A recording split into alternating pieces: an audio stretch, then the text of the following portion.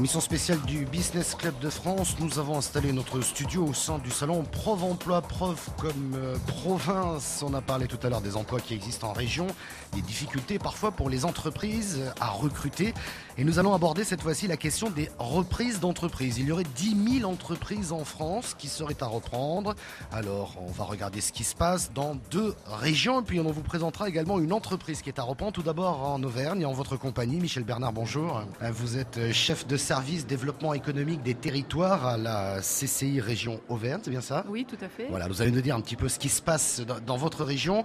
Nous irons également voir au niveau de la Franche-Comté avec vous, Paul Grosjean, bonjour. Bonjour. Vous êtes le président de la Chambre régionale des métiers et de l'artisanat. Merci beaucoup d'être avec nous. Et cette entreprise, il y en a beaucoup, mais on a choisi une entreprise à reprendre. Elle est dans le Vaucluse avec vous, Patrick Ox. Bonjour. Bonjour. Vous avez créé avec votre épouse le Moulin des terroirs de Saint-Laurent.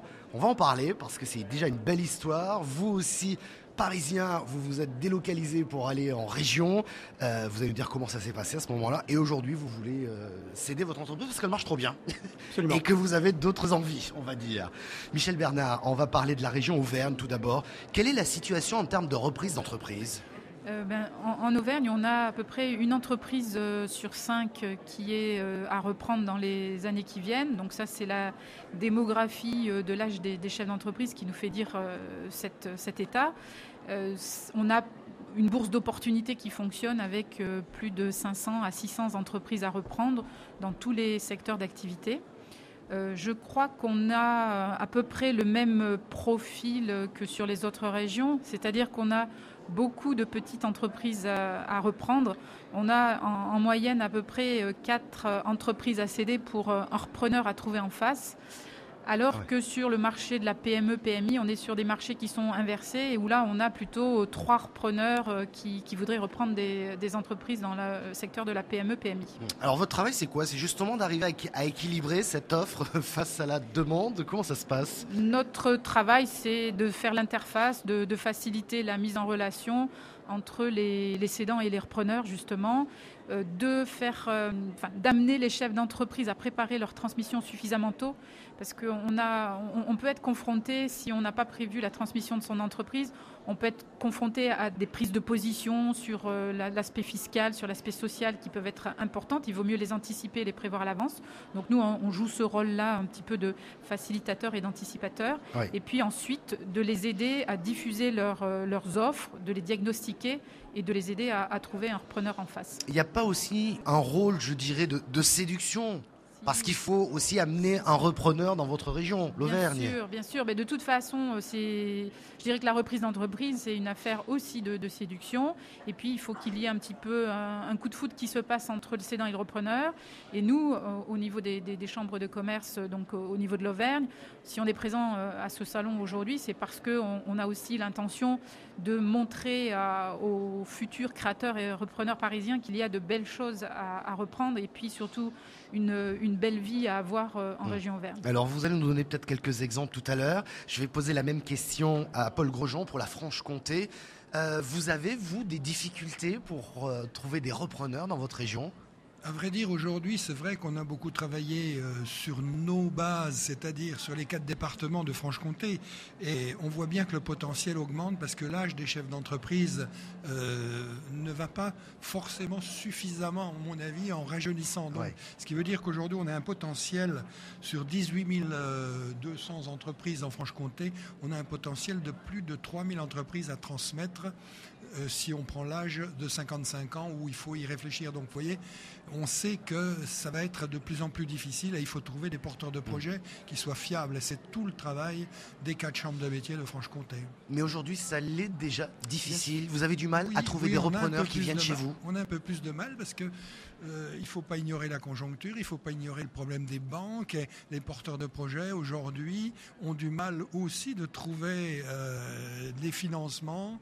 Et ça, je crois que c'est quelque chose où on doit effectivement être présent sur le terrain et on y travaille. On accompagne à peu près 160 entreprises tous les ans en Franche-Comté, des entreprises qui sont des transmissions réussies. Et je crois que dans ce domaine-là, effectivement, il faut quand même le noter, c'est le meilleur, on va dire, le meilleur projet qu'on peut avoir dans le cadre de la création d'entreprise, c'est celui de la transmission.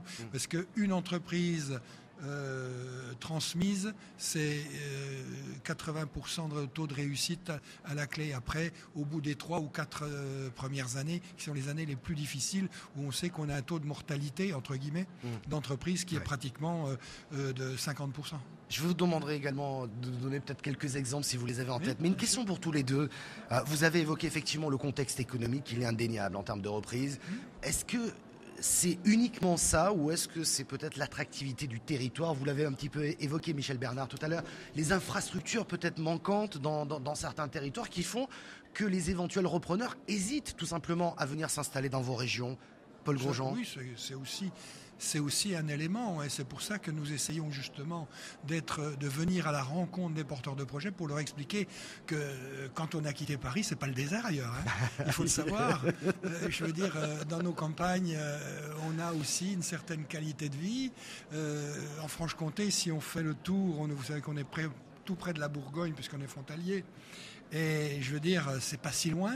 Et on a aussi, heureusement maintenant, le TGV qui est là pour nous rallier à la capitale à quelques heures près.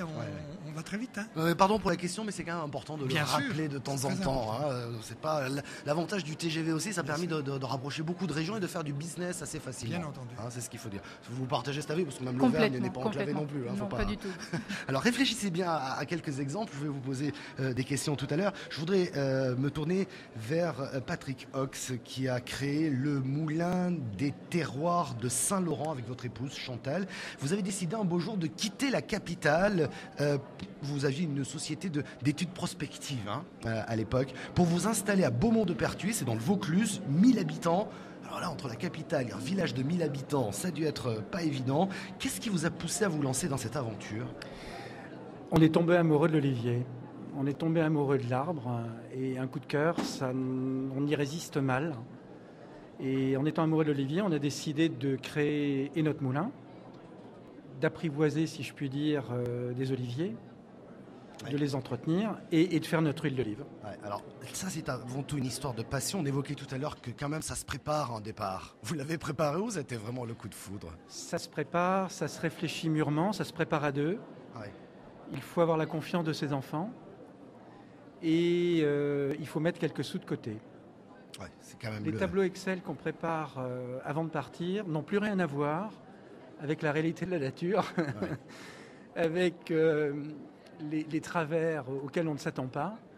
Et ça se prépare effectivement à la fois financièrement, psychologiquement, physiquement. On vient d'un métier immatériel, très immatériel, pour aller vers la nature dans laquelle on met certes les mains dans la terre, avec la tête dans les étoiles, mais on se prépare physiquement aussi. En plus, ce qui est assez drôle, c'est que vous êtes parti là-bas, vous êtes tombé amoureux des oliviers, mais vous n'y connaissiez rien. C'est vrai? Absolument. Voilà. Et aujourd'hui, vous fabriquez une des huiles d'olive les plus chères de France, les plus prisées. C'est ça, Nous sommes effectivement classés parmi les meilleures huiles du monde. On a, il faut le dire, eu le courage de réhabiliter un savoir ancestral. Nous produisons notre huile d'olive comme les Grecs travaillaient il y a 3000 ans, sauf que nous sommes aux normes alimentaires internationales et que nous avons eu beaucoup de succès, tant auprès des restaurants étoilés qu'auprès des consommateurs, qu'auprès des épiceries fines. C'est vrai qu'en toute humilité, on se remet en cause tous les ans, mais c'est vrai qu'on fait partie maintenant des huiles les plus prisées. Alors l'entreprise marche, elle se développe peut-être trop vite pour vous. Vous, aujourd'hui, vous avez envie de la céder, tout simplement. Pourquoi? Pour revenir à Paris? Non. Je dois vous avouer qu'on vit dans un petit village, à 1,5 km d'un petit village provençal, Beaumont-de-Pertuis, vous l'avez cité tout à l'heure, et qu'on ne quittera plus la Provence. On s'est enraciné là-bas. On cherche effectivement des successeurs, des repreneurs, des gens avec lesquels on souhaite partager ses passions, transmettre ce savoir ancestral et surtout participer, enfin les aider à participer à ce développement. Nous nous développons et il est temps de passer la main. Vous avez du mal à trouver un repreneur? Alors on débute. Je dois vous avouer que le salon Provemploi représente pour nous les premiers contacts avec des repreneurs. On a rencontré des gens formidables ce matin. Je ne sais pas, c'est avant tout une fantastique aventure humaine que nous cherchons à mener avec nos repreneurs avant que ce soit une aventure financière. Voilà donc un exemple d'une entreprise à reprendre dans le Vaucluse. Michel Bernard, quelques exemples en Auvergne ? Oui, donc je pense que ce qu'il faut souligner, c'est ce qui vient d'être dit, c'est avant tout une aventure humaine et une histoire humaine, c'est ce qu'on dit à chaque fois. C'est très très important que le feeling passe entre le repreneur et le cédant. Sur l'Auvergne, on a plus de 500 affaires à reprendre. Dans tous les secteurs d'activité, ceux dans lesquels on en a le plus, c'est des activités de commerce et des entreprises artisanales également. Et celle où on en retrouve le plus, c'est dans l'hôtellerie-restauration. C'est là où il y a en général le plus d'offres à transmettre et puis de repreneurs, c'est là où il y a le plus de turnover. On a aussi de plus en plus de commerces dans le domaine alimentaire, des commerces qu'on appelle multiservices dans les zones plus rurales. Et puis après, on retrouve beaucoup d'entreprises de services, aussi bien services à la personne que dans les services aux entreprises. Voilà, donc beaucoup de belles affaires en Auvergne. En quelques secondes, Paul Grosjean, quelques coups de cœur peut-être d'affaires à reprendre. De toute façon, ce qui a été dit par monsieur là tout de suite illustre tout à fait ce que j'ai voulu dire tout à l'heure. Les opérations réussies, elles ne peuvent réussir que si le repreneur est accompagné par le cédant. Ouais. Mais il faut que ça soit vraiment, que ça fasse un duo et c'est pour ça que ça marche. Moi, j'ai souvenir d'avoir vu une petite entreprise il n'y a pas très longtemps de transport où il y avait 2 personnes et aujourd'hui ils sont 30. Ouais. Donc ça, c'est une belle réussite. Un jeune qui est venu avec un projet, qui a été accompagné et aujourd'hui, effectivement, c'est une belle entreprise. C'est avant tout une histoire de rencontre, finalement, pour que ça marche.